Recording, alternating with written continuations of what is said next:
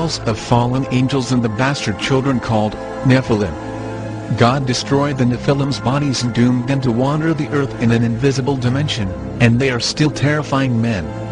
In our modern paradigm, they are known as demon spirits. The word demon is from the Greek language and means knowledge. The demon knowledge is greater than man's. The Bible tells of their creation in Genesis chapter 6, and they were the cause of the destruction of life on earth. The Apocrypha and early Jewish writings expound on these evil spirits.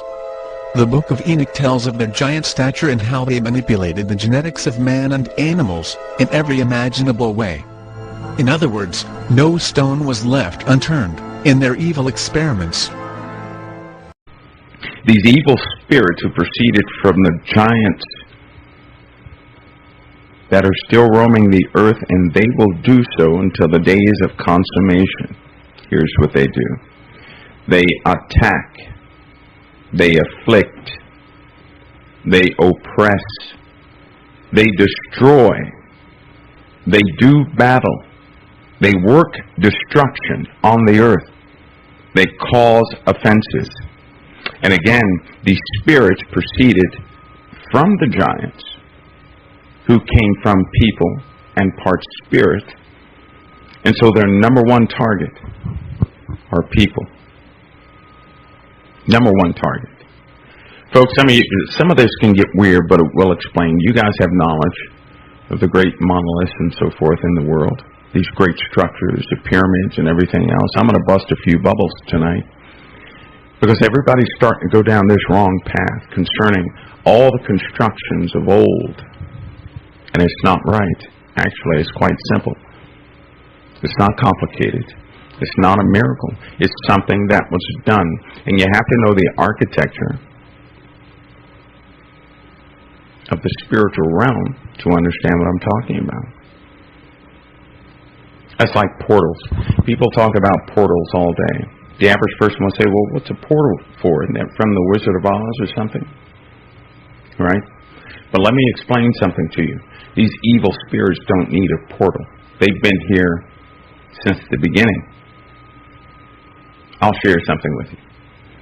Just to show you what people may not know, but it's knowledge and wisdom that was given out a long time ago that people don't really accept now. Now understand this. God gives His wisdom to anyone who will receive it. The problem is no one wants to receive His wisdom because they already think they have enough. Okay? They already think they have enough. I've heard a great many stories about the children of heaven who are called the Watchers, the first set. God referred to them as the children of heaven. How many knew that? They were the children. They were young.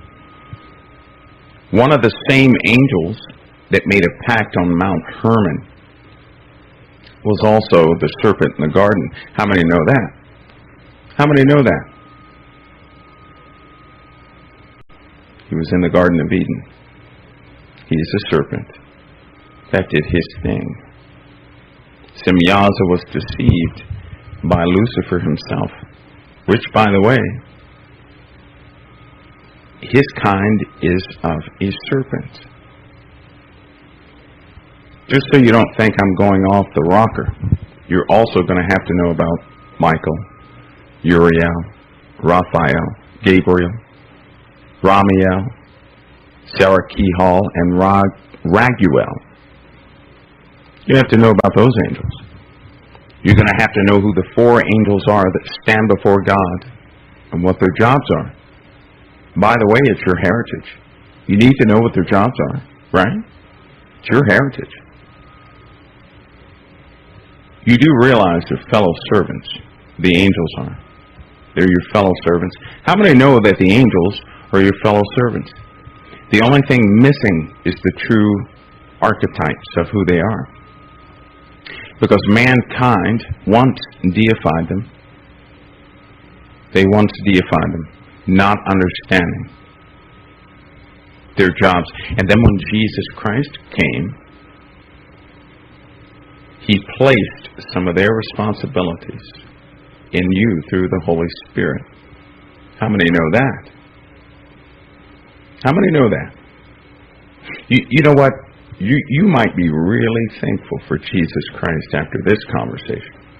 Salvation is one thing, but to be able to survive and walk and stand in this world, that's another thing.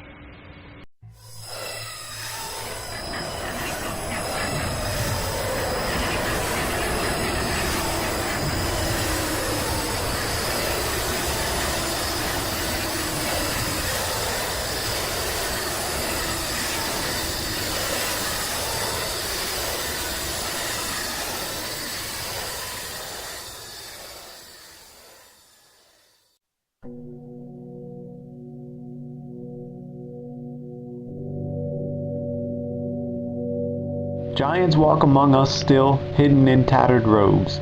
They speak quiet mostly, though their presence always known. They fall like thunder, wither and die, struggle incessantly, reaching the sky.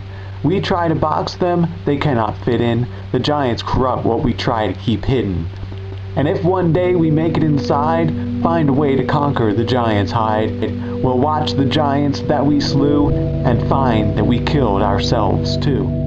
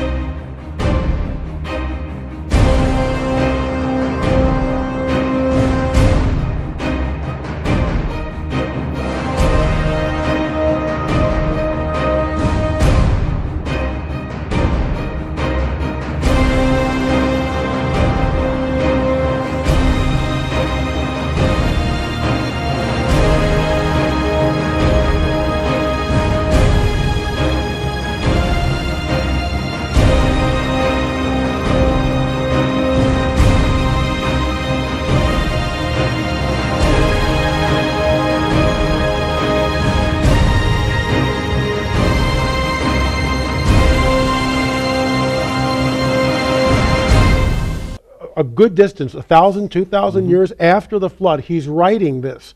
And he says the Nephilim, the unholy progeny of the fallen angels and the women of earth, creating this hybrid being known as the Nephilim, were on the earth in those days and also afterward. In other words, and there's a lot of confusion about this. There's only one incursion. Nonsense. There are many incursions, multiple incursions. And in fact, when Joshua came into the Promised Land, who's there? He had to fight, let's face it, non-human beings. They're called giants in the Bible. In Hebrew, they have many names.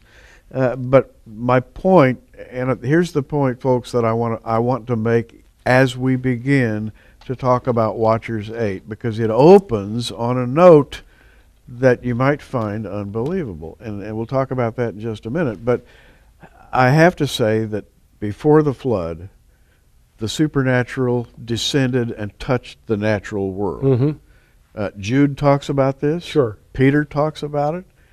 Good old Apostle Peter mentions this, the fact that the angels left their first estate. There are a lot of people who argue against this, saying, you know, these were the sons of Seth and so forth. But for the sake of our today's program, what L.A. and I would like to stress is the fact that we are now entering those days once again.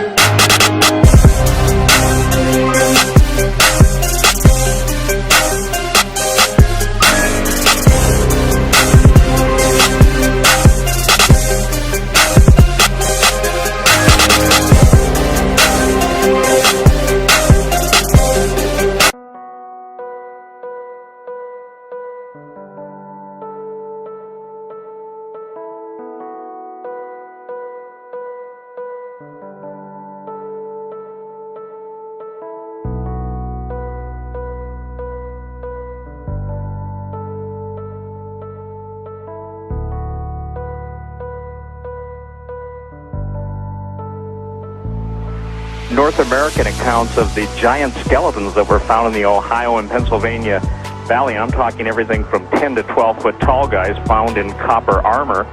And the more I investigated, I found out it was a worldwide situation where we're talking some really big skeletons, all the way up to 36 feet tall. If we only had basketball then, huh? Well, I can tell you this, when some of these guys, some of the British giants, for instance, one guy specifically, listen to this, a guy by the name of William Joyce in the late 1800s, he could lift a ton dead weight, in other words, 2,000 pounds. And that you're only talking about a guy that was 8 feet tall. So I think the situation that most people find in history is there are too many question marks. And when you're looking at the temples of the world, and you're looking at all of the, what would you say, the answers that are out there that seemingly are, swept under the rug, I think it becomes apparent that for some reason, someone doesn't want the issue of giants brought up, and that's why I spent 3 decades dealing with it.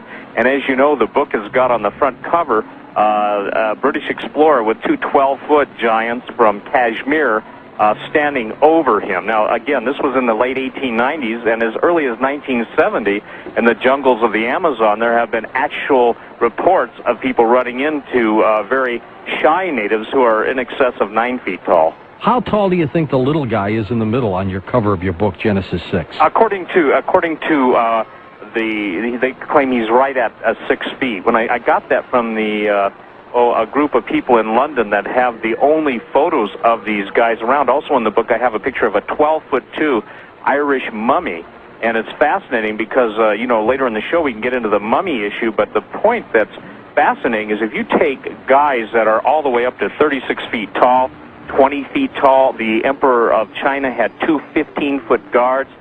Charlemagne himself was surrounded by rather large individuals. We have a Roman emperor named Maximinius who was a giant himself. His wife's bracelet, George, would fit around his thumb. We're talking about people that are, we're talking about people with big egos, big appetites, and incredible strength. We're not talking about the medical situation that you see sometimes on the History Channel where they show giants as being these guys that don't live very long, obviously like Andre the Giant, who was a wrestler. Right. We're talking about guys with unbelievable strength, unbelievable knowledge, and unbelievable wisdom. On the website, I even show some of the Incan kings, I-N-C-A-N, Inca, from the Inca Empire, basically in the museums of Peru, that have 4 to 5 times the cranial mass of a standard human skull. So we're not only talking about big guys, we're talking about people with incredible intelligence, and we're talking about an answer that obviously classical anthropology and archaeology, these guys don't want to deal with this. I think it was David Hatcher Childress that coined the word Smithsonian Gate. In other words, a cover-up of history that's rather pronounced. And when you begin to dig, as I began digging over 30 years ago, you can find out that the reports of newspapers in America, of newspapers around the world. Interestingly enough, after I did the last show with Art, somebody went on the website and they sent me from Eastern Europe, they've already sponsored I guess you'd say an undertaking to go into some of the caves where they found a whole, basically, cavern of giant skeletons. And in the New Ancient American, which is a magazine that's put out in America, they found the most contemporary find. It's someplace in Desert Southwest, and it actually shows the pictures of the giants, shows the cave, etc. So basically, interestingly enough, too, is that when you look at this, you see that there is a very, very, how should I say, skittish archaeological base out there that doesn't even want to deal with this. Well, do you think, Stephen, that these giants were regular offsprings of people, or that they popped up in a very unusual way, depending on the percent of population at the time? Well, first of all, I believe that the reason I use Genesis 6, let me read this and I'll comment. All right. Genesis 6, 1, 2, and 6 are kind of interesting because it gets into the whole alien, the whole Nephilim, the whole Zechariah, Sitchin, Anunnaki, but let me read it. It says this, "And it came to pass when men began to multiply on the face of the earth, and daughters were born unto them, that the sons of God saw that the daughters of men, that they were fair, and they took them wives, all of which they chose. There were giants in the earth in those days, and also after that, when the sons of God came in unto the daughters of men, and they bore children unto them, the same became the mighty men which are of old, men of renown." Now, there are two opposing viewpoints on this. During about the 4th century AD, the Catholic Church basically said, well, no, these were the sons of Seth. And the sons of Seth married the daughters of Cain, and out of good men marrying bad women came giants. We're talking about men, George, that had 6 fingers, 6 toes, and double sets of teeth. Now, that's kind of interesting because all through the digs in North America, especially in Catalina in California, Lompoc, where there's a prison in California, they found red-haired giants, 10 to 12 feet tall, double sets of teeth, 6 fingers, 6 toes. You go to South America, and the Mayan god Shambhalum had 6 fingers, 6 toes. And so I believe there is a supernatural element, and then you've got writers who claim that we were created by the aliens, the Anunnaki, and obviously I don't believe that. I believe that all the myths of history center around this one thing, that basically supernatural beings had sex with earth women and produced giants. And it's in the Bible, it's in Genesis 6, Jude 6, 2 Peter, but more than that, and in addition to that, it's all through history. So you believe that these giants are the offspring of fallen angels. Fallen angels from way gone back. Well, from way gone back. Cyclops, giants with one eye in the center of the forehead. And by the way, 2 months ago in Indonesia, there were actual cyclopean skulls found, one eye, giant, and immediately the standard, if you will, anthropological community came out and said, oh, these are just basically calcified remains of a normal skull.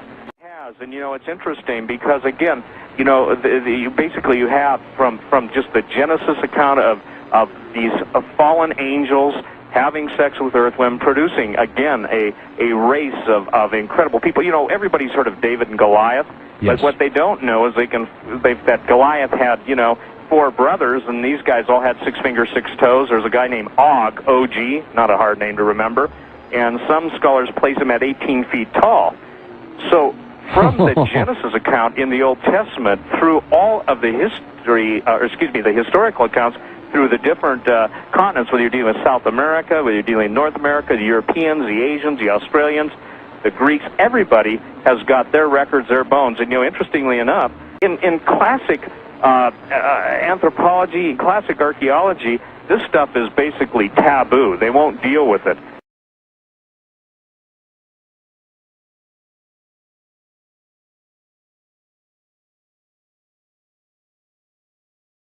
The extinct species of giant, whose bones fill the mounds of America, have gazed on Niagara as ours do now. And that quote is amazing for a number of reasons. First of all, that Abraham Lincoln said it. Number 2, that it shows how widespread the knowledge of the giants in the 19th century were. We were an agrarian society. The people were plowing fields all over America and turning up giant bones everywhere. The other interesting point is that an ancient town of giants was found on the Canadian-U.S. border near Niagara Falls with several hundred giants, houses with chimneys. They even found a blacksmith shop with 2 tons of charcoal and evidence of gold and silver work. And then close to there in Cayuga, New York, they found what was called the Cemetery of Giants. That was 200 skeletons, 7 to 9 feet tall. A little farther down the state on the Pennsylvania line, they found 150 skeletons, 7 feet tall. And this continues all the way down the coast of America and all the way across the middle of America and out to Catalina Island in California, which is one of the most astonishing stories you'll ever hear.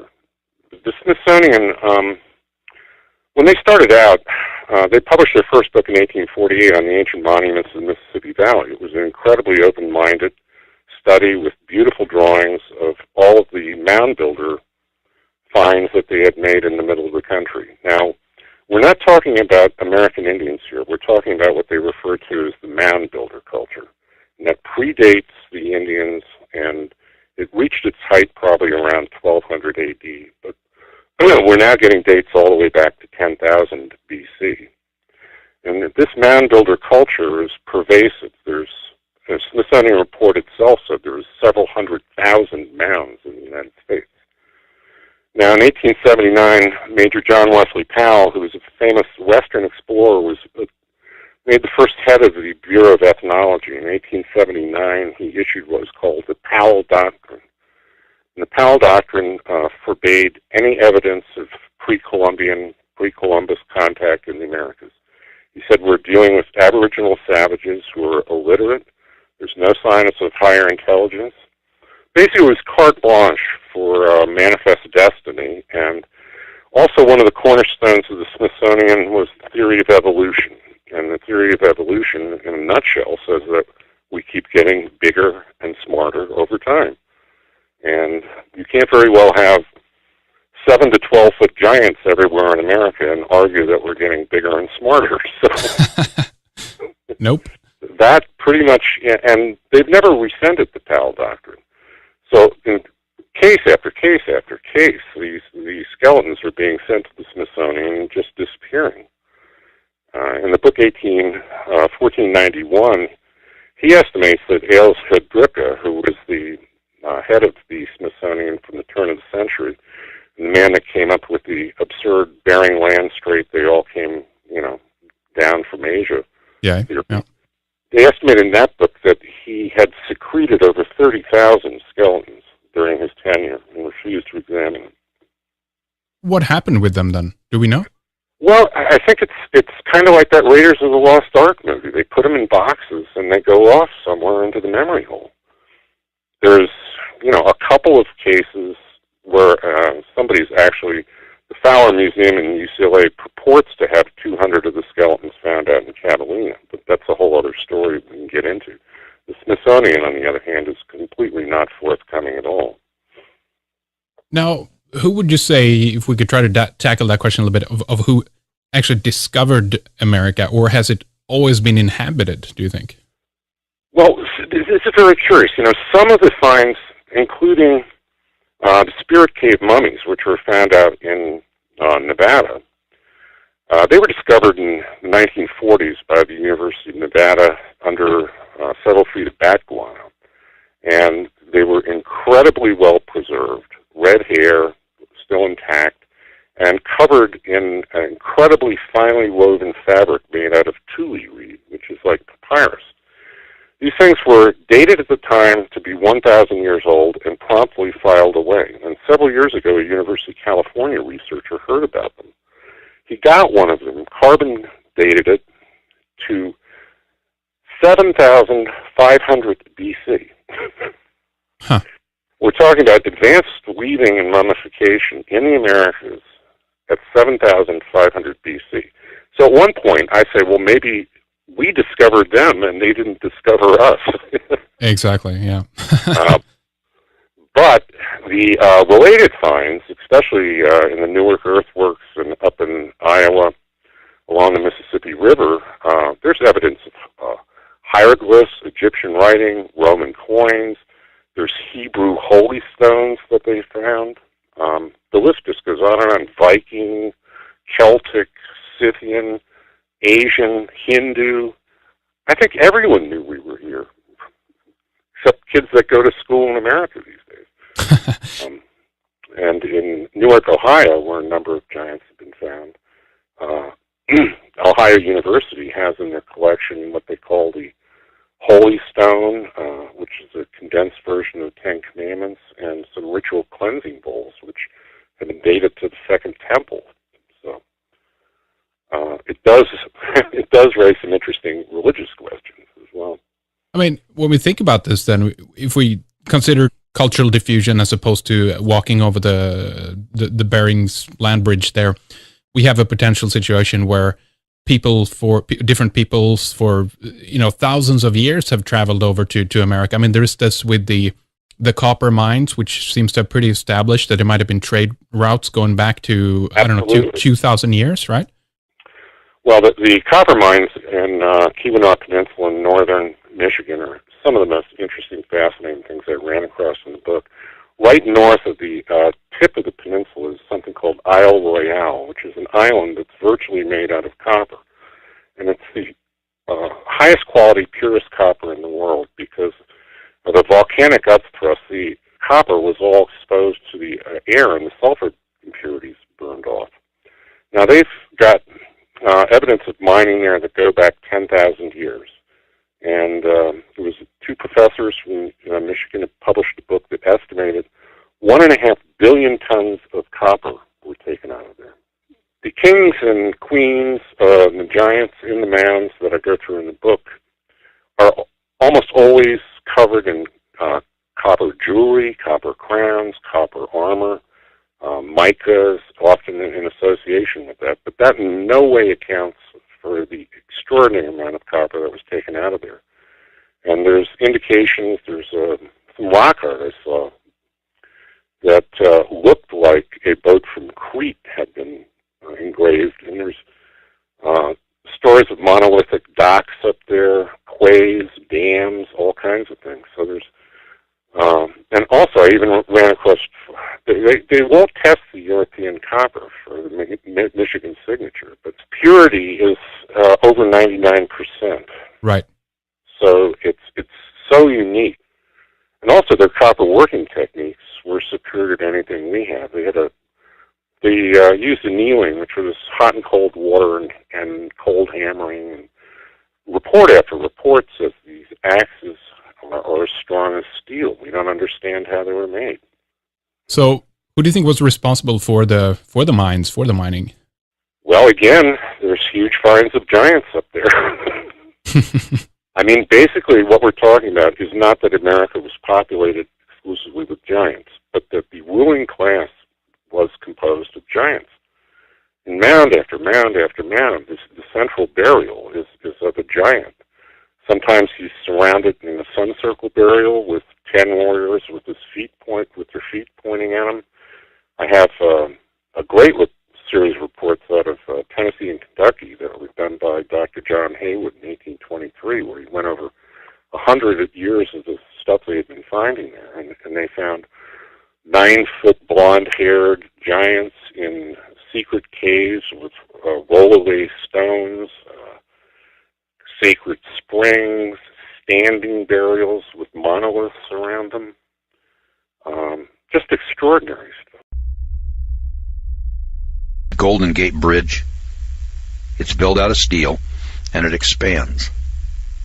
And you've got to have expansion joints. So when you're driving on the deck of the bridge, you'll cross over a grate, and that grate is interlocking like the fingers on your hands.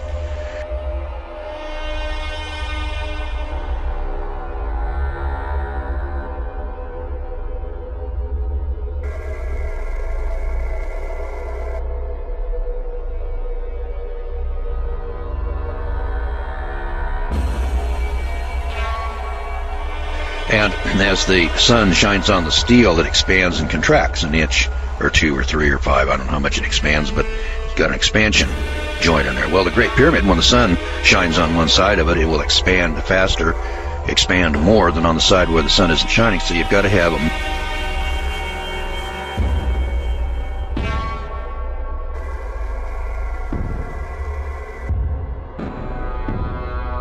Golden Gate Bridge, or the Bay Bridge. And of course the Twin Towers, they didn't last very long.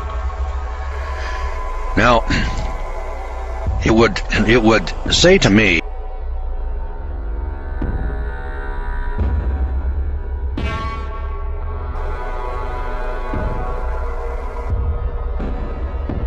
people who built the Great Pyramid must have had at least the same technology that we had in 1964 to measure it. You know, just my common sense says to me, if we couldn't measure the damn thing until 1964, because we didn't have a laser transit, then the people that built it had to have at least had the technology of a laser transit to build it. Because up until 1964, boys and girls, we couldn't duplicate it without the laser transit. So whether the guys who built the thing, and I was told this one time, I said, well, how did they level it up? Now the thing sits plumb. It's level.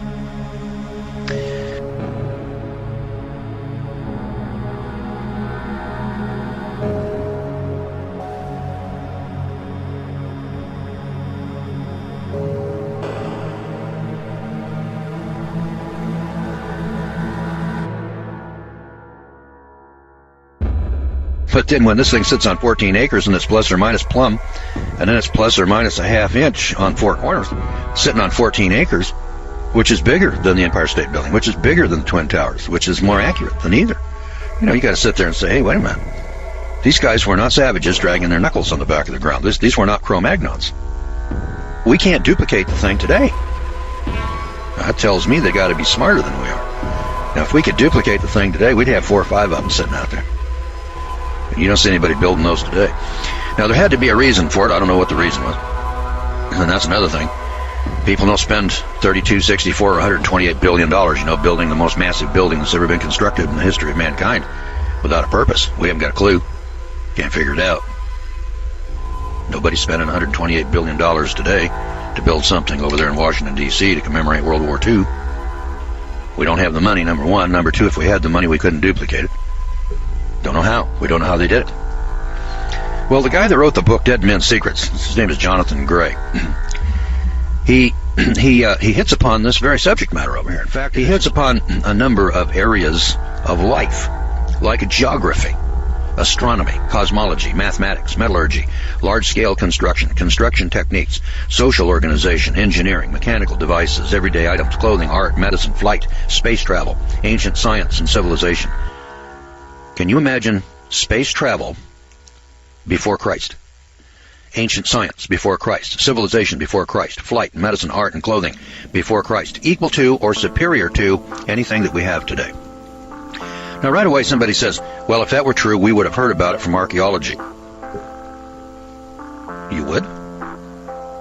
You would? Excuse me. In 1940, there was a skeleton up here in the museum in Chicago. I think they call it the Museum of Natural History. It was a 14-foot skeleton. Now, the Bible says there were giants on earth in those days. This is back in Genesis chapter 5, I believe it is, or 6. There were giants on earth in those days. That does not fit with the theory of evolution. It doesn't fit with modern science. Now, go into that museum today, and you're not going to find that 14-foot skeleton that was there in 1940. I don't know what happened to it. I'm just telling you that in 1940 it was there. Today it's gone. It doesn't fit with the theory of evolution, and I first of all want to tell you that that is not science and that is not academic. That is propaganda. If it doesn't fit with your theory, what you do is you destroy it. You eliminate it. Get rid of it. And that's not honest. And then it's not intellectual. So when I hear stories like that, I say to myself, well, why would archaeology, why would science, why would people in museums want to deliberately destroy the evidence? I mean, if there were giants, then why don't we say, well, gosh, there were giants? That's the truth. How many of these giants were there? Well, now, it could be that the 14-foot giant was just an anomaly. It happens once in a while. You look in the Guinness Book of Records, there was a guy that was just, I think it was 8'11", or 8'10.5" or something, just a shade under 9 feet tall. And the Bible talks about a guy named Goliath. There's David and Goliath. There's a Bible story there. Well, Goliath was 9'6". And compared to the giants described in the Bible, Goliath was a midget. 9 feet is pretty tall when you're comparing it to a 6-foot man, but 14 feet. And there was the story of a guy named King Og, and his bedstead was 14 feet. So the 14-foot skeleton that was in the Chicago Museum was an average run-of-the-mill 14-foot skeleton. There were people that were 15, 16 feet tall. And I suppose there were people that were 9, 10, 11, 12 feet tall, but they're all big. They're big guys. Now, are there any other skeletons beside that one in the Museum of Natural History in Chicago? And the answer is yes, by the hundreds. They've been discovered all over the world. And Dead Men's Secrets identifies the locations of those finds. Now, I didn't know that before. So I had heard of the Great Pyramid. I had heard of the Nazca monuments out here in the desert where they got spiders and monkeys, that are miles across, 6, 8 miles across. And big buildings with building blocks that weigh 50 tons down in Peru and Ecuador. And cities that are built on cliffs and on top of mountains, Those are just one here and one there and one. It makes you think, well, my God, were there people out here in ancient times smarter than we are today, more technologically advanced? Did they have ships that could go across the oceans? Before the flood, flying in jet airplanes, they had medicine equal to today, art, clothing, and mechanical devices that have been dug up, but they don't fit the theory of evolution. See, evolution is a fairy tale for adults that tells us once upon a time, long, long ago and far, far away, And then they proceed to tell us the story about how billions and billions of years ago thus and such occurred. Pure fantasy. There isn't a shred of evidence, not a shred of proof. No scientific tests can be duplicated. And, if people want to believe that, that's fine. There's no problem with that. People believe in religion. I kind of watch people, religious people. They scare the hell out of me, and I watch them as far away as I can get from them. And then they believe in superstition. And rational people who attach themselves to science, they attach themselves to another superstition called evolution. I call that science. I look at both of them and I say, oh my God, I got one superstitious bunch on the one hand, and I look over here and I got another superstitious bunch on the other hand. And neither side can ever come to an actual grasp of truth and understanding. How did it actually happen? So in order for us to do that, if we're going to arrive at the truth, we got to actually come to grips with 14-foot skeletons and buildings that are so big and so massive that we can't duplicate them today, and ask the question, well, how did those people build that? Who was here to do that? We look at Stonehenge, in amazement to this day, and say, how in the world did those people get 30-ton blocks of rock sitting up there on top of that? That would be a whale of a feat. It can be duplicated. We could do Stonehenge. But hey, boys and girls, there's a lot of buildings around the world that we can't duplicate today. There's a block of rock in a wall down in Ecuador that weighs 200,000 tons. It's a dressed rock. It's a square. I say square, it's rectangular, but it's got corners to it. It's got 8 corners. And these corners, are exact. It didn't just evolve this way. If you're out here walking around, and you see a block of rock over here and this thing is square, and you measure it up and it's got the same measurements all around it, you can be pretty sure that some intelligence over here squared that thing up. Here's the crazy part of it. Do you know how much 200,000 tons is? That's a lot of weight. That's a big chunk. Let me describe. The Titanic, that big ship, the Titanic, and the Queen Mary, these big merchant ships. Well, those big luxury liners weigh about 40,000 tons. 40,000 tons. All right, now let's pull the Queen Mary into a shipyard, and let's just stick it under a couple of cranes, and let's just pick it up and set it on the ground. Do you think that there's any place in the world that there's a crane big enough to pick up a ship like the Queen Mary? Well, I'm here to tell you that there isn't. So when they want to work on a ship that big, what they have to do is run it into what they call a dry dock. And that's a big hole in the ground that they can flood with water. They can float the thing in, and then they let the water out of it, and the thing settles down on the bottom, and then they can go in there and then go to work on it. So when we want to work on a ship, we have to put it in a dry dock. You can't pick it up. Now, there are places that have cranes that pick up fishing boats and just pick them up out of the water and stick them over here on the ground, and then they work on them, and then they pick them up off the ground, and they set them back in the water. Fishing boats and things like that. Now, let's go down here. I told you there's a rock here that's now 200,000 tons. There's lots of rocks that are 50,000 tons. That's as big as or bigger than the Queen Mary. There's lots of rocks that weigh 200 tons. They go anywhere from 3, 6, 16, 30, 50 tons, things like that. And these rocks are set into walls, and they're dressed. Now, some of them are square. Some of them are odd shapes, and then the odd shape fits with the next rock, and it's cut in an odd shape to fit. Kind of like looking at a puzzle. The odd shapes that go into a jigsaw puzzle. And remember that the tab has to fit into a corresponding hole. And then when you're doing a jigsaw puzzle, if you'll think about it, yeah, it's true, you got a tab and you got a hole, but they don't fit together perfectly. So if they don't fit together perfectly, well, then obviously it doesn't go there. All right, well, these rocks are built like a jigsaw puzzle. They're so close together, you can't stick a knife blade between them. So they were cut. There isn't any technology today that can cut rock irregularly and then put them together. None. Doesn't exist. And yet there they are. Now, those people that did that were smarter than we are today. They had a greater technology than we have today. And the Bible talks about that. And the Bible talks about space flight. The Bible talks about flight. And yet your preacher doesn't talk about that because if he did, he wouldn't last long as your preacher. Because he subscribes to evolutionary philosophy, and he doesn't tell you everything that's in the Bible. And unless you read it for yourself, you wouldn't know that. And most religious people don't read the Bible. They haven't got a clue. So atheists and agnostics and evolutionists, they don't read the Bible because they don't want to. The religious guys, they don't read the Bible because I'm not sure that they're capable. everybody's got one, but they don't read it. And if they read it, they don't believe what it says. I mean, time and time and time again, you take a look at people's actions, in life. People don't practice Exodus chapter 12. Jesus asked the question, he said, well, why do you people call me Lord, Lord, and do not the things which I say? That's because they've got a different God, they've got a different religion, they've got a different program over here that they follow. They don't follow the Scripture. Well, anyway, Jonathan Gray over here writes a book called Dead Men's Secrets. And then I want to tell you a little story here, pertinently. William Prescott, the great archaeologist, reminds us that a nation may pass away and leave only the memory of its existence, but the stories of science that it has gathered up will endure forever. You see, folklore is a fossil of history. It preserves history in the guise of colorful tales. Far from being a collection of fables, it is a recital of actual past events, even though from generation to generation some facts have become distorted or forgotten. Professor I.A. Efremov of the Soviet Union cautions that historians must pay more respect to ancient traditions and folklore, and he accuses Western science of snobbishness in rejecting the tales of the common people. We must face it, legends are usually based on hardcore fact. Take the legend of Troy, for instance. No scholar ever took the Iliad or the Odyssey of Homer as history.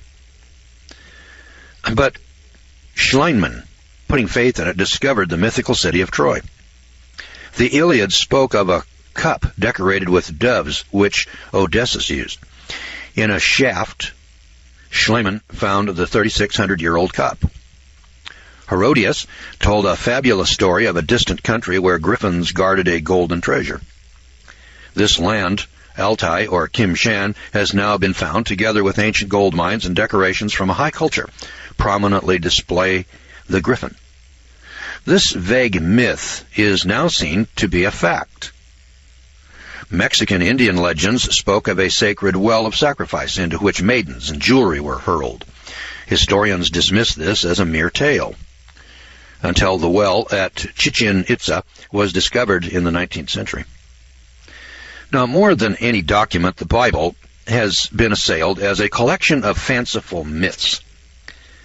And yet, to the embarrassment of its critics, archaeological discoveries have proved time and time again that the fabled cities, mythical persons, and impossible events were not only true, but they were in fact reliable historical reporting in every detail. And indeed, the Bible can now be regarded as the most accurate and the most trustworthy source of history that we possess. All right, so these legends are usually based upon hardcore fact. Now, our ancestral memory of the Golden Era, if we were to credit the collective testimony of all ancient races, man's early history was truly an incredible history. It was a golden age of advanced civilization, of original giants who had superior intelligence and technology. This appears to have been a universal truth known to everyone in ancient times. Sacred records affirm that at the very beginning, soon after the fall from paradise, men possessed extraordinary mental abilities. Beginning with the raw earth, they mastered a high level of civilization and technology in just the first 6 generations of their existence. In that short time, they were able to build cities, play complex musical instruments, and smelt metals. Indeed, with their scientific complexities, these earliest men, it seems, were no fools. We might well wonder to what degree they further developed and refined this technology. In the final few centuries before the flood struck, were the miracles of science as common as they are now? A perfectly valid question, I would think. Now imagine, if you can, paved rainbow cities whose houses of crystal reflected every special hue, and we're talking about air travel, computers, and plastics. Now, did you know that when Alexander Graham Bell gave us the telephone, he said that it had been done before? The old devices have been reinvented, he observed. Yes, you read it right. That's exactly what Bell said. He said, in fact, the question was pressed further by the eminent British scientist Frederick Soddy. He's a winner of the Nobel Prize in Physics, and he wondered whether the ancients might not only have attained our present knowledge, but a power hitherto unmastered by us at this time. Now, there are physical remains also. So, in our quest here for the truth concerning ancient civilizations, we've got to have some physical evidence. as a jurist or a lawyer, if we went into court and we wanted to prove our theory or prove our side of the case, we'd have to have some kind of evidence. We call them exhibits, physical evidence. Now, where did Bell and Soddy get their information? Well, quite possibly from some rusty old records. Nevertheless, our quest is not based on ancient texts and reports, but on accepted scientific discoveries. There are recently discovered artifacts that cannot be dismissed, namely objects of metal sitting in museums today that are unquestionably made in the ancient world that would have required very advanced technology to produce, a technology not to be repeated until our day today. The weight of evidence grows daily, evidence that all of the major secrets of modern technology were known and then forgotten long ago. Evidence that early man did create a society that surpassed ours in all aspects of development. The entire world is really a dead man's tomb. It's a treasure hunter's paradise. As we prize or we open the coffin, suspense builds. And slowly, we are lifting the lid on a lost technology which almost smacks of science fiction. We come face to face with such absurdities as brain transplants, colonies on Mars, and invisible men. And then we wonder, what's next? Well, admittedly, such concepts almost strain credibility. And we're tempted to ask, could the ancients have really advanced so far? It may help to consider our own age. As recently as 100 years ago, were not most of today's inventions totally unknown, even unbelievable? Since then, the spawning has been very sudden and very rapid. And what's more, the present age of basic discoveries is hardly at its end. It is forecast that just 15 years in the future, the accumulated knowledge that we have today will double in just 15 years. Now, can you grasp what that means? How then can one possibly conceive of the state of knowledge attained by the Antediluvians before the deluge struck? Let me ask you this question. Think about this for a second. In the Bible, it tells us that they were artificers in brass and iron in Genesis chapter 4. An artificer in brass and iron. Let's go back to Columbus. No, we look back 500 years and we say, well, that's the Middle Ages, and technology wasn't as advanced as it is today, but we had ships. And we had metallurgy, we had swords, and they had some cannons, they had guns, they knew about gunpowder. Well, in Columbus's day, in 1500, they were still casting cannon in sand. A turret lathe had not been invented yet. Metalworking tools, such as lathes, were yet to be discovered in the future. Now, if we were casting cannon in sand 500 years ago, and within 500 years we're putting men on the moon, if in Genesis 4 they already had advanced metallurgy, that is, the mixing of metals together, which is advanced beyond casting cannon in sand, couldn't they do the same thing in 500 years? Now, the amount of time from Adam and Eve until the flood was 1,656 years. So if in the first 1,100 years, they were able to reach metallurgy, then they had 556 years left with which to duplicate the technology that we have today. Now, there's an obscure scripture here in the Bible. I thought I'd point this one out. It's in Deuteronomy chapter 30. That anticipates space travel. I looked at this some years back, and I kind of marveled, and I said, why would God even put such a thing in there unless he was already familiar with? In verse 4 it says, if any of yours be driven out unto the outmost parts of heaven, from thence will the Lord your God gather you, and from thence shall he fetch you. How far out into the heavens has man traveled that he has been lost on other planets or on other moons, like, say, our moon or Mars? I don't know. It never entered our vocabulary until the last 50 years. It's been in my lifetime.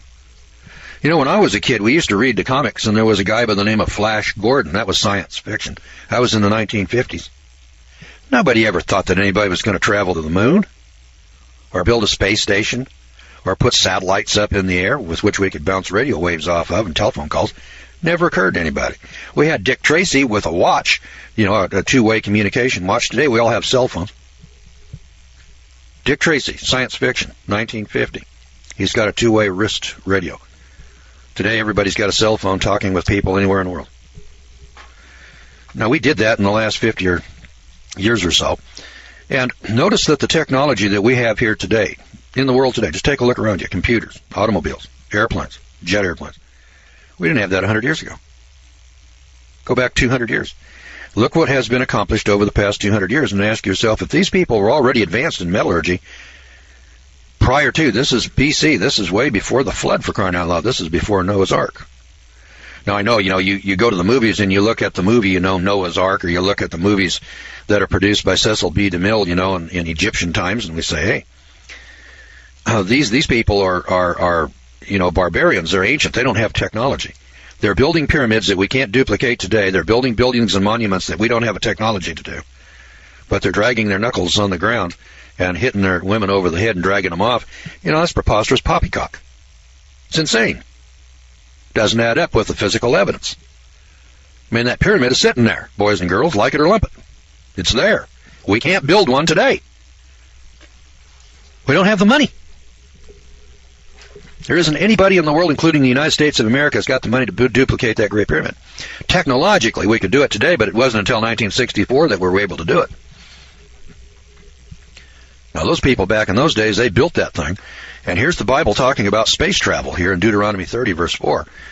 And I'm sitting there saying, if we can come to space travel, if we can come to jet engine flight in 100 years, from 1900 to 2000, this isn't too much of a stretch of my imagination to see somebody doing this prior to the flood. And do we have any physical evidence of it? Oh, you betcha we do. Physical evidence abounds. Not 1 or 2 or 5 or 10, but by the hundreds. By the hundreds.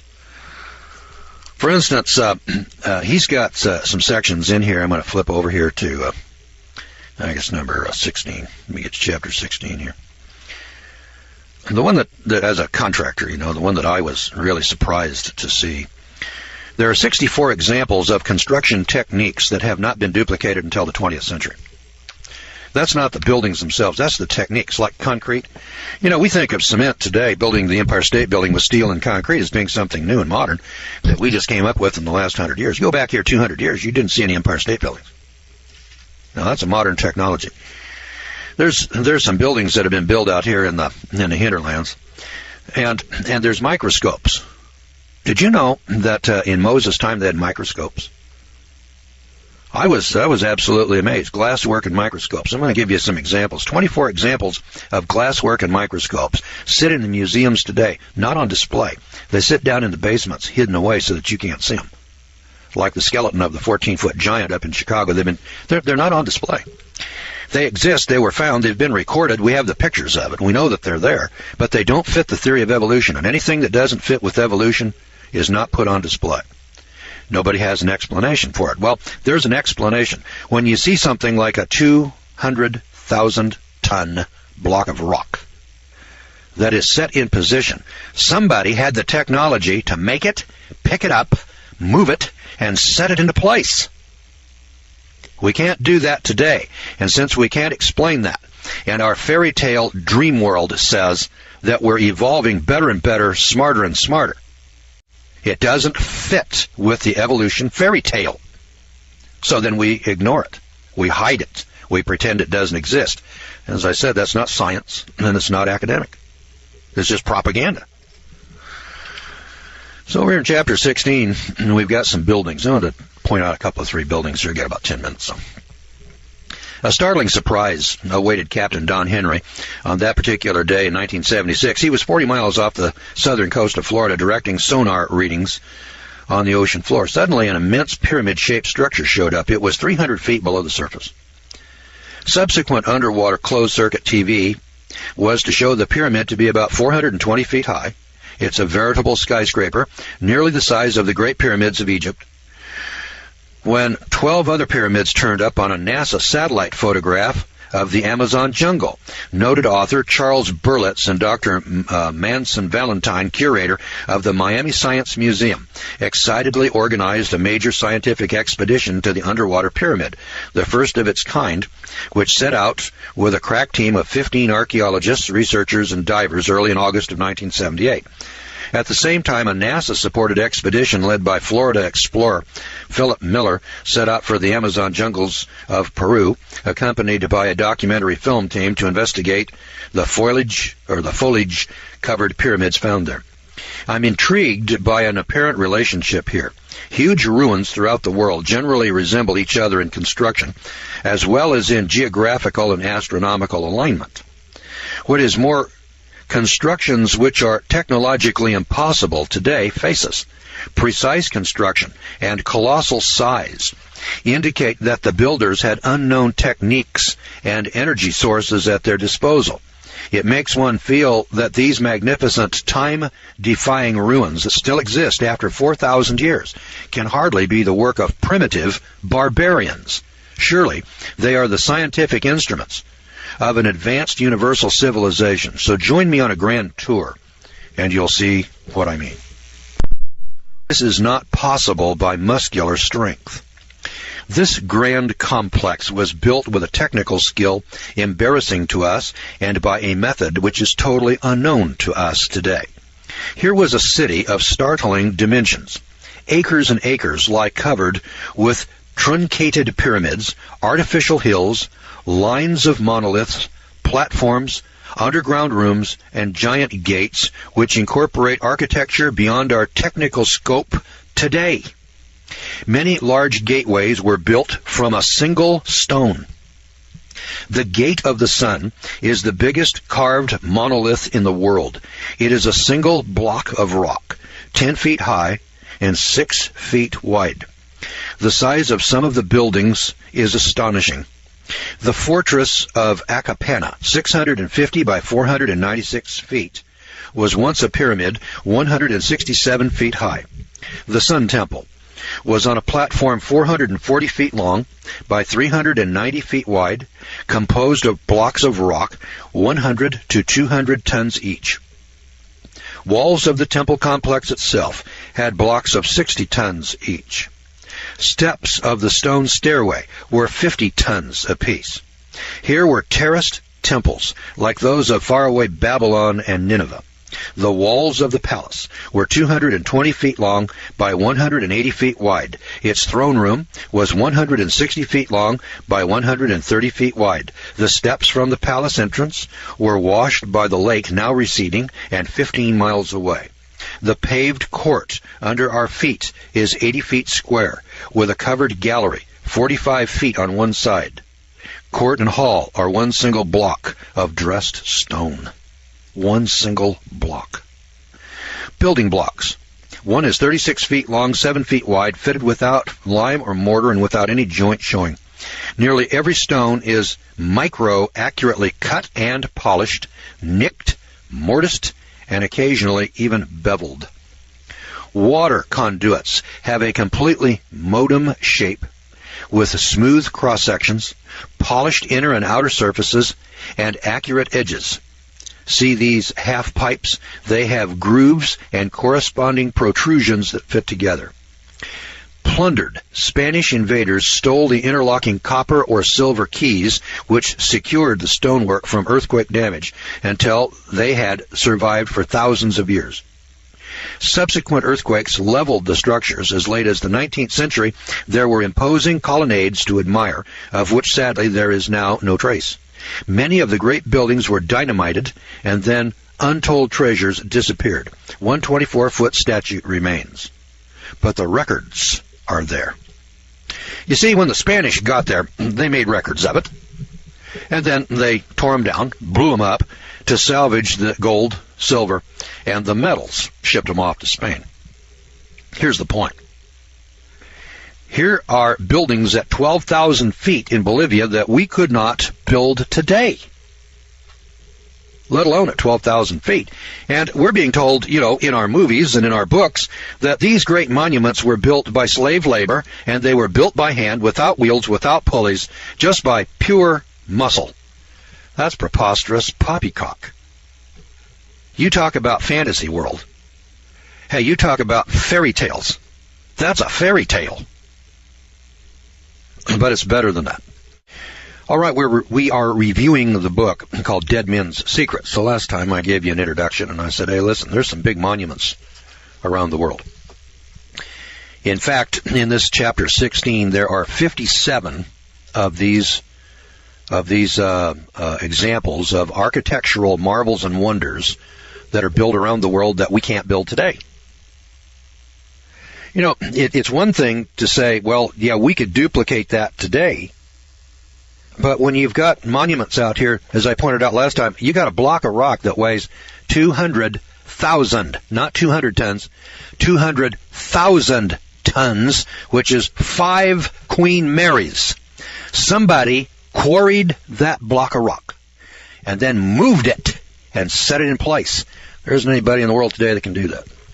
The entire Russian apparatus, the American, the Russians, the French, the British, the Europeans, the Chinese, all combined, can't pick it up and move it. Now, somebody did that past tense. Now, how'd they do that? We don't know. We ain't got a clue. And there's 57 of those stories here in the book. It's called Dead Men's Secrets. You can probably get a copy of it down at Barnes & Noble. It's fairly new. It's 2004. The author's name is Jonathan Gray. And it's put out by an outfit called, kind of an odd publisher here. I've never heard this name before. They call themselves Teach Services Incorporated. Published by Teach Services Incorporated. They got a webpage. It's www.teachservices.com. And it's TEACHS is in capitals. And ERVICES.com is in lowercase. It's the way they've got it here in the book. I'm very impressed by the book. I have heard about these stories. I have heard about batteries in the Museum of Baghdad. And I've heard of airplanes out of Ecuador, model airplanes, you know, little models of airplanes that were jets. You know, and today we would look at that and say, my God, that's a jet airplane. And made out of silver, you know, little ornaments and things like that. And you hear about these little stories, the 14-foot skeleton I told you about last time that was in the museum up in Chicago, disappeared. And this author points out that the Smithsonian is sitting on warehouses full of this stuff. And they won't put it out. They haven't destroyed it. In some cases they have. It's been destroyed. But much of it is in the warehouses. And they're not putting it out on display. It doesn't fit evolution. And if it doesn't fit evolution, then we don't put it out. And so this guy wrote a book. See how many pages are in here. It's a pretty thick book. It's at 300 pages. Come on, page numbers. Show me your stuff here. Oh, my God. Tell me there's no page numbers. Here we are, 350. Yeah, it's 350 pages or more. 350 pages, and it talks about geography, astronomy, cosmology, mathematics, metallurgy, large-scale construction, construction techniques, social organization, engineering, mechanical devices, everyday items, clothing, art, medicine, flight, space travel, ancient science and civilization, all of it documented, all of it with physical evidence that we have uncovered over the last 200, 300, 400 years. And it's sitting around in warehouses, being carefully hidden, being carefully concealed, but it's all well documented. And he's done a very professional job, footnoted it, showed you the sources. I got to tell you this story. Now, last program I told you about a 12,000-foot elevation here in the Andes Mountains, where they got this fantastic city over here with the ruins and so on, well documented by the Spanish when they got in there. They blew it up, destroyed most of it. Some of it, I mean, the site's still there. Most of the rocks are still there. They got pictures in the book here of the rocks. The tragedy of it was the destruction that was wrought by the Spanish. They just came in there and just tore it all to hell. Not exactly clear why they tore it all up. It didn't all have gold and silver in it, but much of it did, and they robbed it and stole from it. Did you know that there are pyramids in the world that are bigger than the Great Pyramid of Cheops? Now, if you're like me, you heard that the Great Pyramid of Egypt is the biggest pyramid in the world. Down in Mexico City, 40 miles out of town, there's a couple of pyramids called the Pyramid of the Sun and the Pyramid of the Moon. I saw those as a kid. I was about 20 years old or so. I went down there and I looked at those pyramids. Oh, my God, these two pyramids look just like the pyramids over in Egypt. How could these people over here in the New World be building pyramids that look just like the pyramids in Egypt unless they had had some kind of communication? I mean, I can see people building a pyramid, on both sides of the oceans, but you got to have, if they look alike, they got to look different, if they never had any communication. If they look exactly alike, well, then obviously one saw the other and copied it. I don't know who copied what from who, but I'm pointing out that these pyramids are all over the world. It isn't just here in the New World or in the Maya lands or the Aztecs and so on, but hell, these pyramids are in China. They're in Australia. They're in the United States of America. Did you know we got 9 pyramids over here in the United States of America, sitting over in Illinois? I never read about those pyramids here in the United States when I went to school. I never heard a word about them. And one day my wife said, my wife is from Illinois, and she said, have you ever heard of the pyramids in Illinois? I looked at her like, pyramids? She says, yeah, they're about the same size as the Great Pyramid of Cheops in Egypt, and there's 9 of them in Illinois. And I looked at her like, lady, you got to be out of your mind. There's no pyramids in America. If there were, I would have heard about it when I went to school. And she said, well, turn left here, and let's go take a look at one. So we drove out into the countryside, and here's this great big mountain. There are parks. The state of Illinois has a park there. I climbed to the top of one of them. The top of the pyramid, the top of this pyramid in Illinois, is 1/2 acre in size. That's the top. The top is 1/2 acre.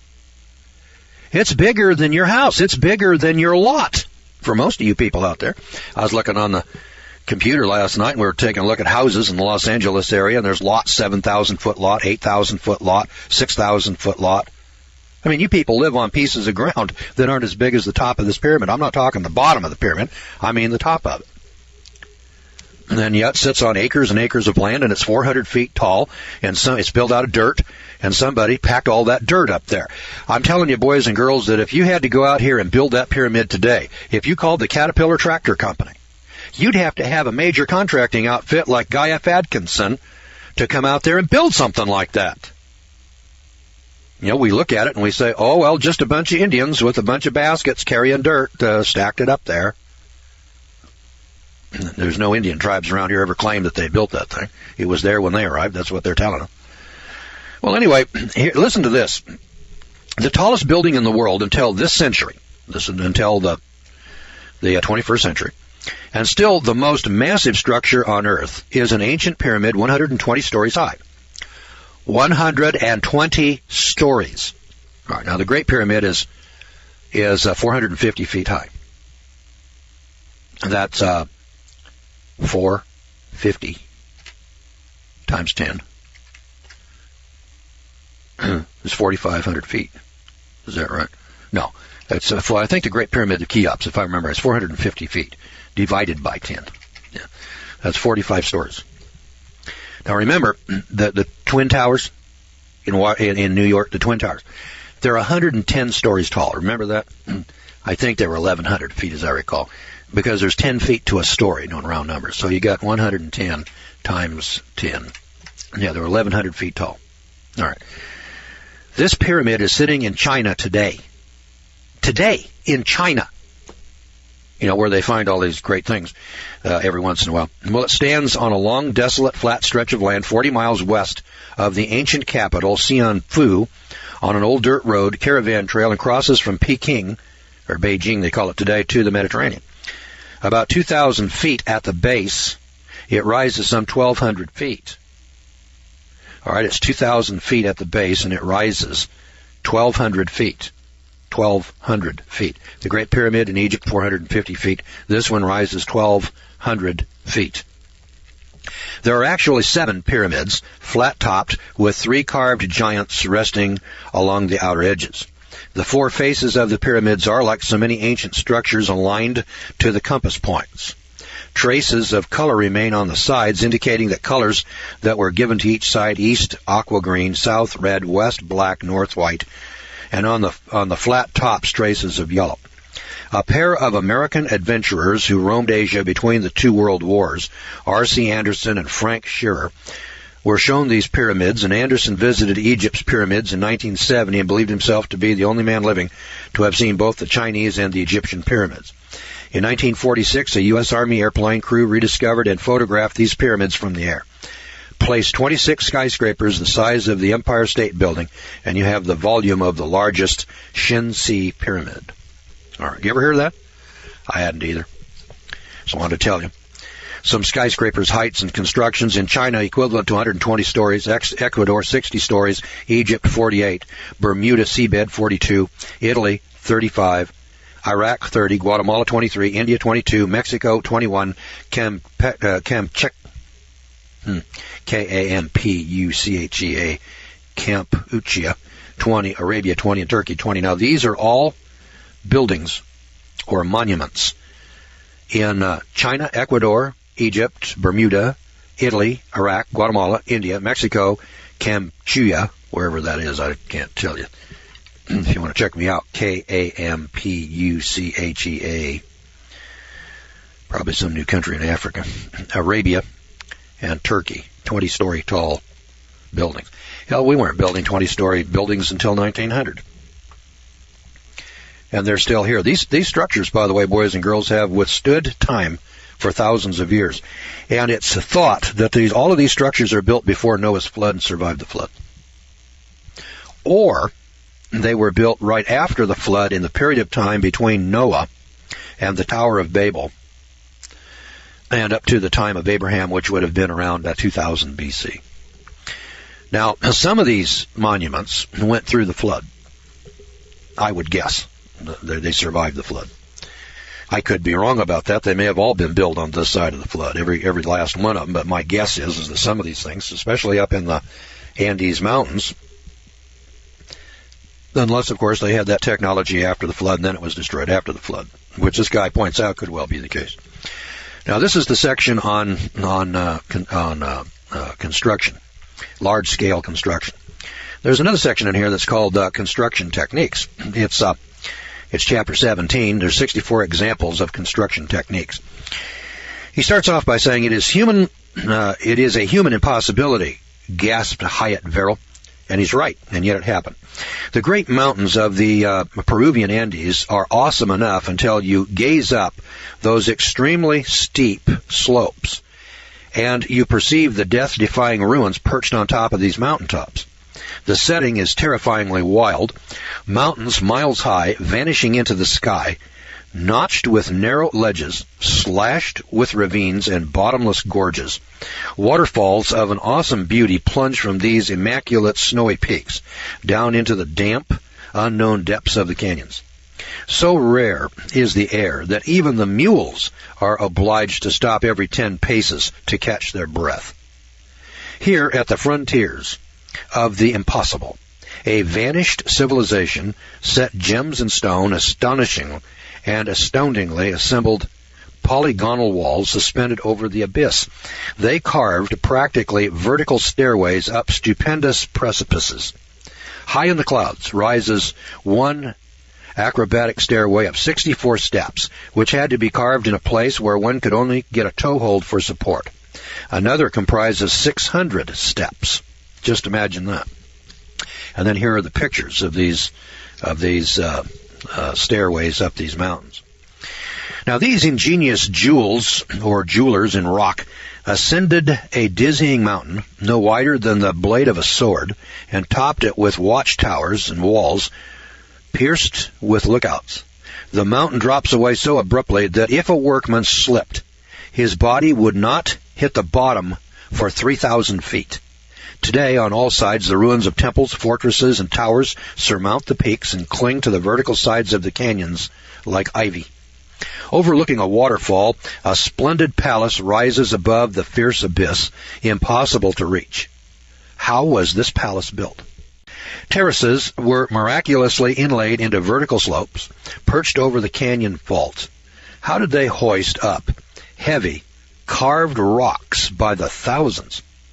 Site after site is built atop bluffs, which are too steep to be accessible. Many seem to have been literally hurled up as though the monstrous stones flew there. A high carved niche opens out over the abyss, under a ridge shaped like the letter I. The rock was leveled and encrusted with carefully joined stone cubes.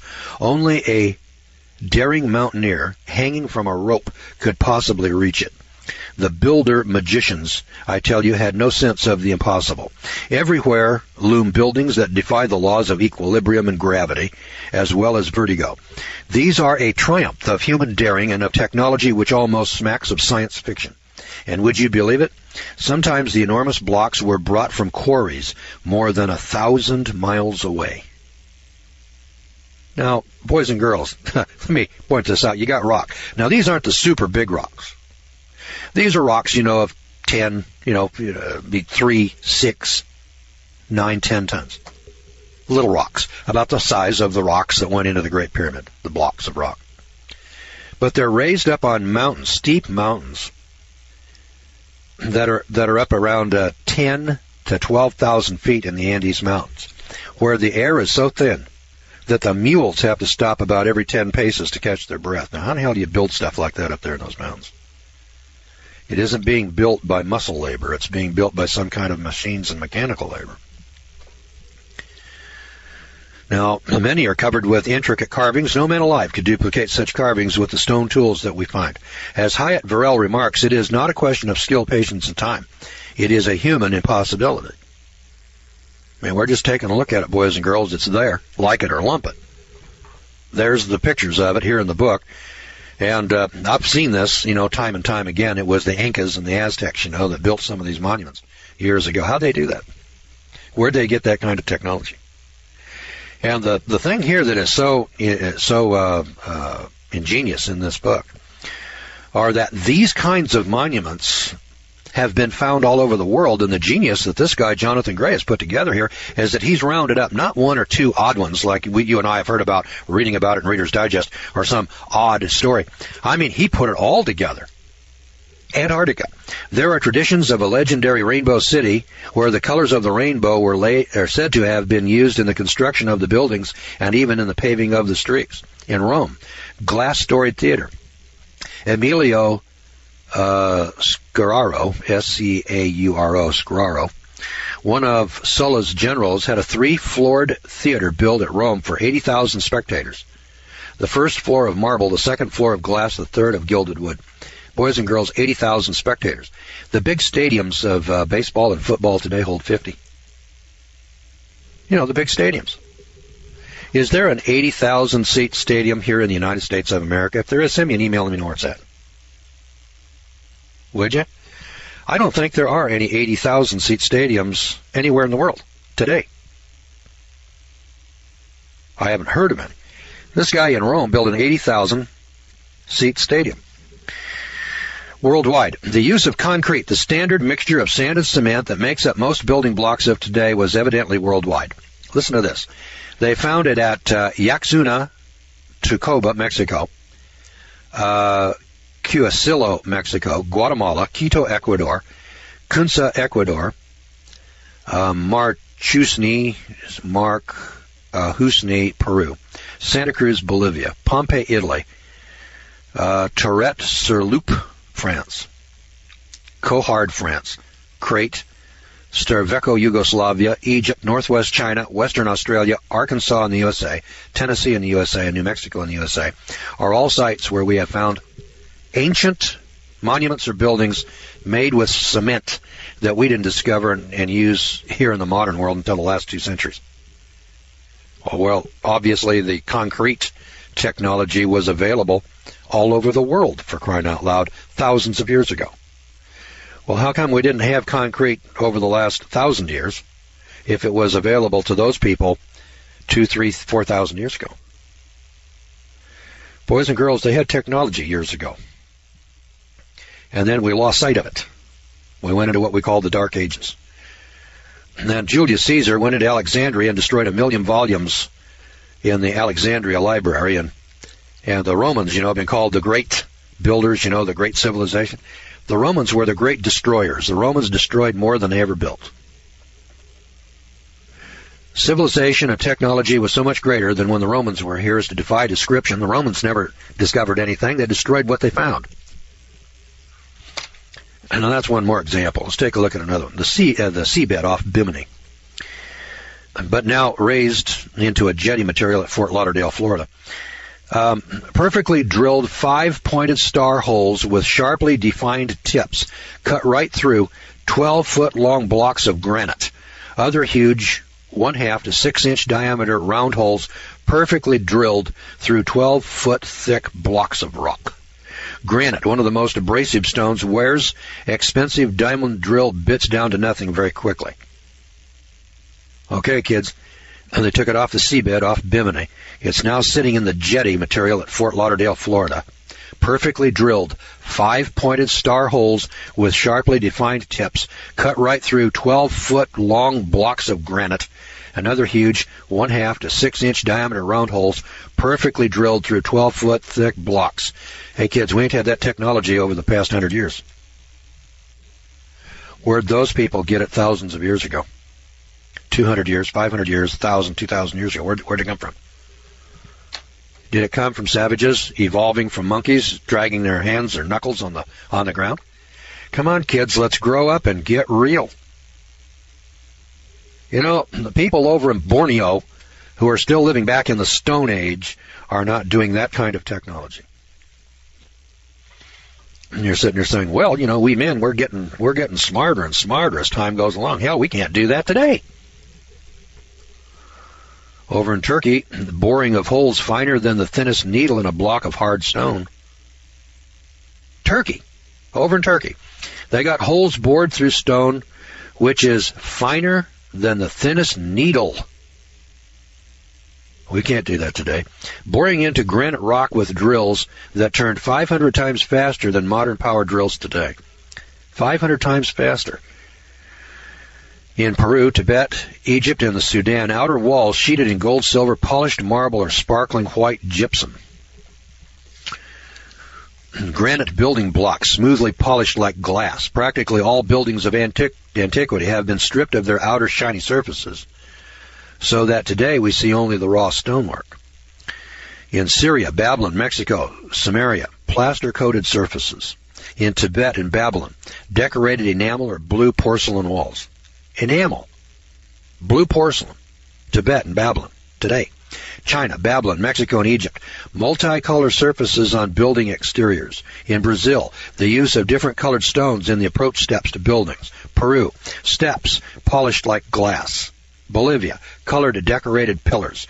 Greece and Peru, hydraulic gates opened by means of a complicated jet of water. In Crete, Etruscans in Italy, hydraulic lifts. Essential to the support of highly technological society must have been the use of massive water storage dams of modern strength. The enigma was, vestiges of these appeared not to exist. As I sought for evidence, the question kept emerging. Had river rampages obliterated all traces? Recently, one solution to this mystery fell open in quite a bizarre manner. Arkansas. Carpet rock, an acre or so in size, which recently split off the Petite Jean mountainside, has a curved grid of ironwork running all through it that gives it the carpet appearance. Examination, however, shows it to be reinforced concrete with the steel gridwork still intact and little rusted, surprisingly, until you realize that it was sealed from oxidation until splitting off the cliff only recently.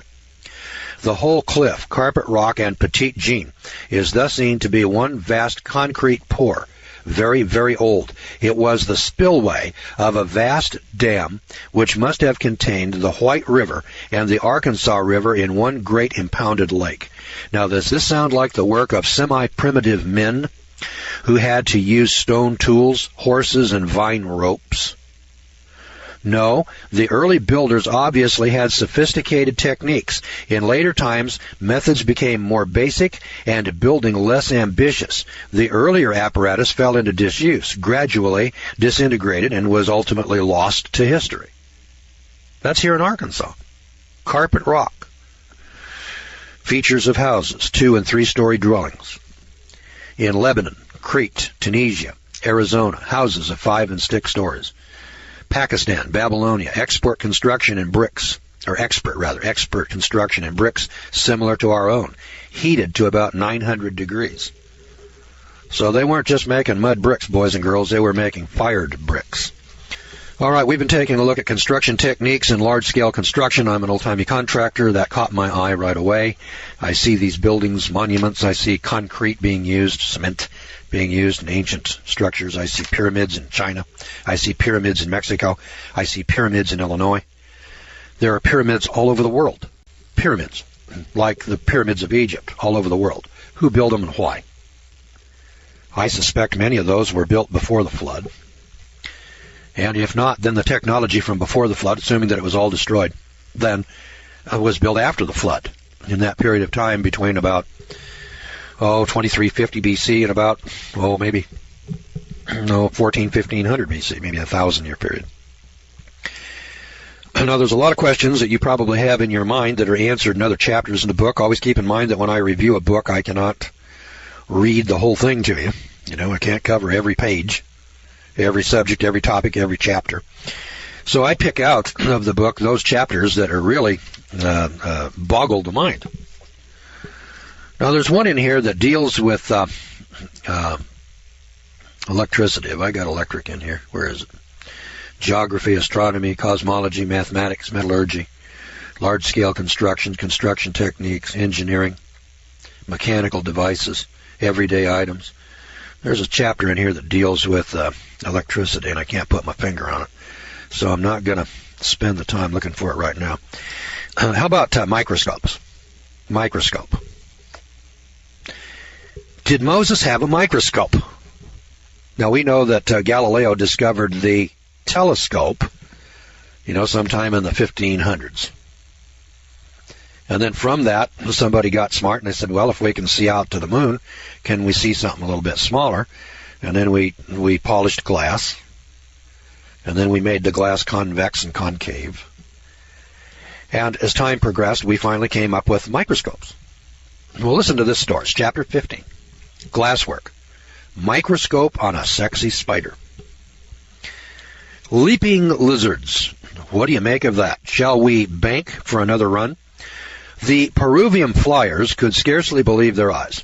Spread out below all over the desolate Nazca Plateau was a mass of geometric patterns and giant pictures of birds, animals, and people as far as the eye could see. These ground-drawn objects were so numerous that they could be seen only from an airplane. Small wonder that they were not discovered until that day in 1939. Now, here are some really fabled, and you've probably heard this what do they call this thing now? Nazca, N-A-Z-C-A.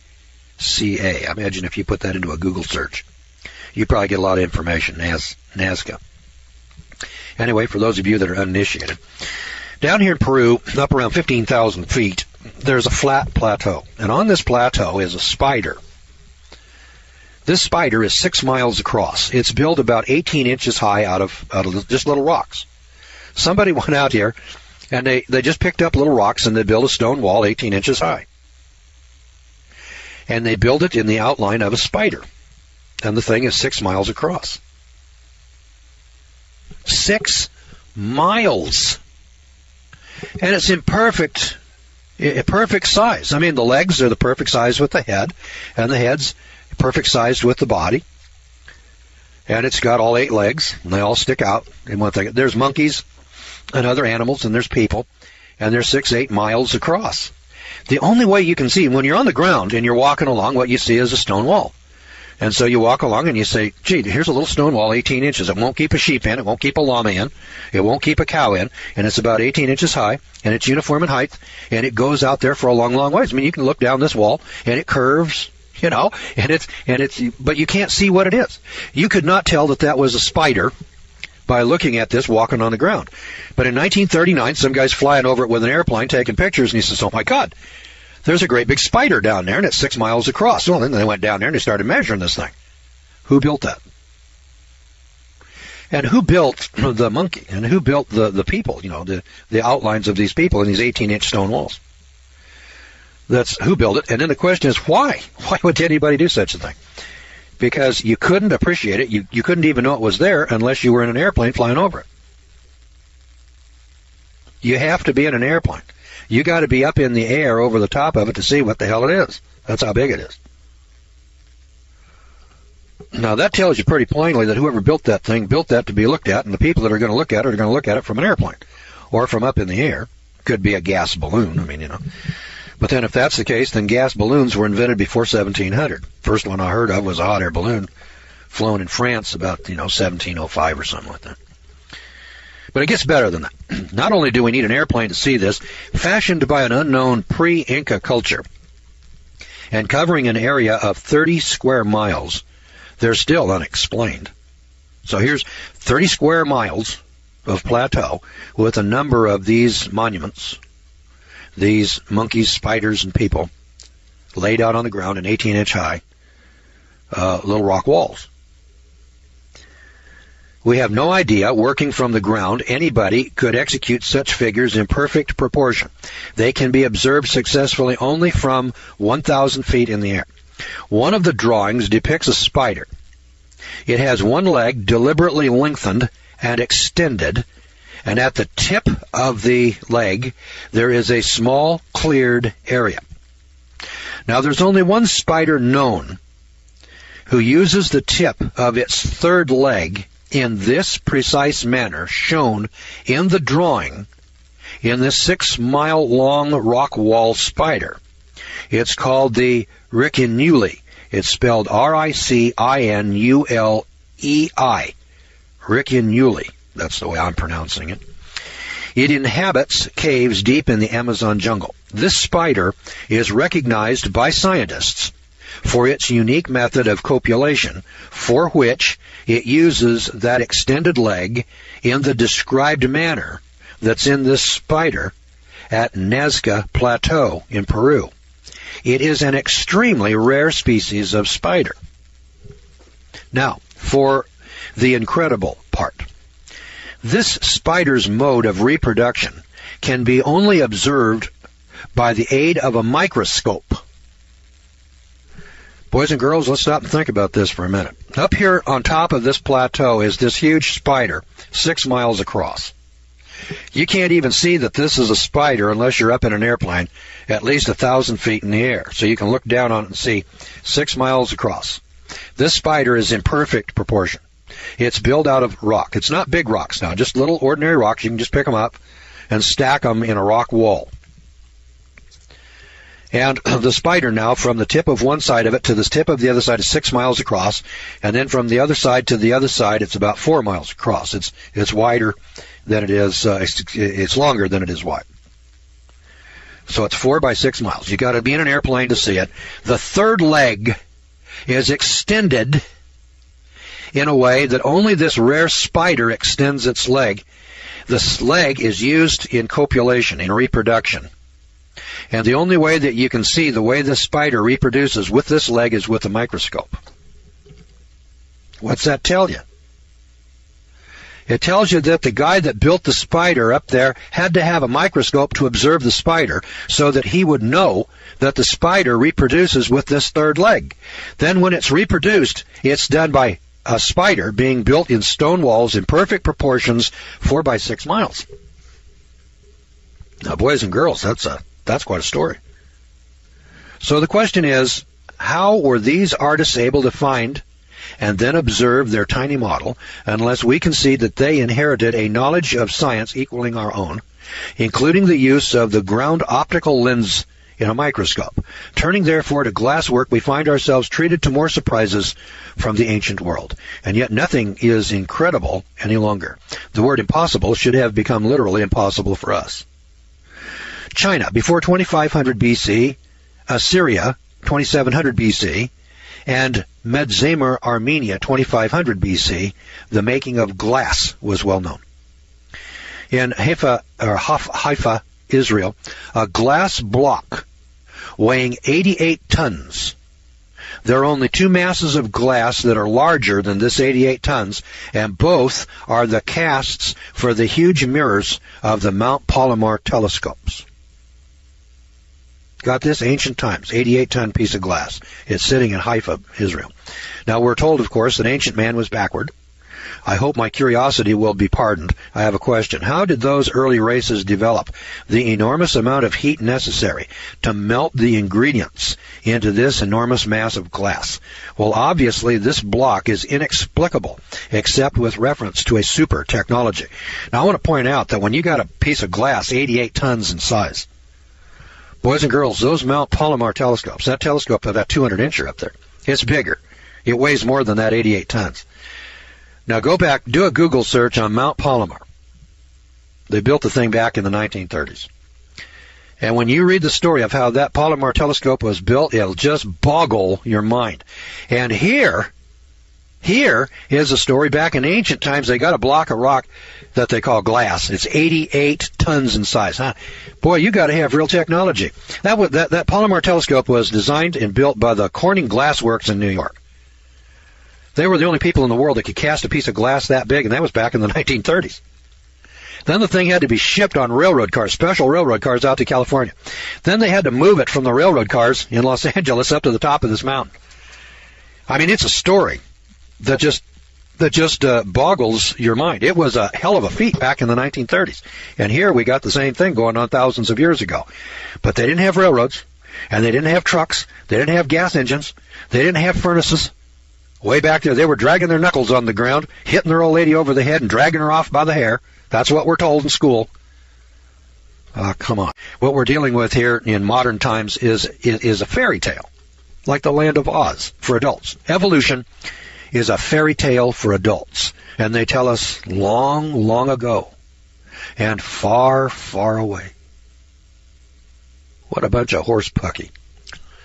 Now, the book again is called Dead Men's Secrets. The author is Jonathan Gray.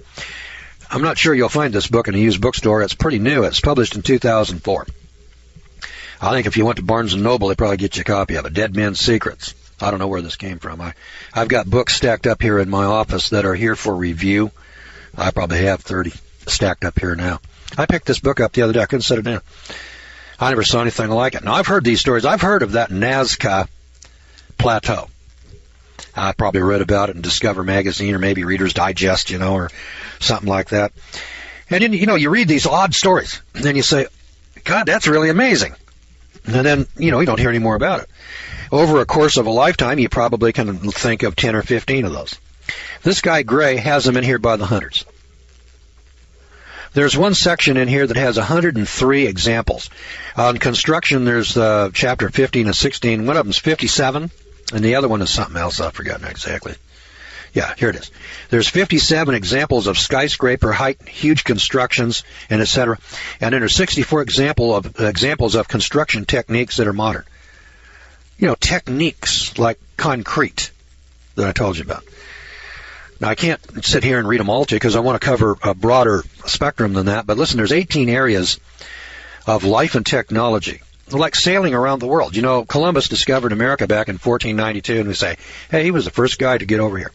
I've mentioned this in the past. That's poppycock. Poppycock. When Columbus got here, there were people here, for crying out loud. To say Columbus discovered America is nonsense. When he got here, the continent was people. There were people everywhere. So obviously those people got over here somehow. So the archaeologists come along and say, well, yeah, they did, see, but there was this land bridge between Siberia and Alaska. And they came across that land bridge.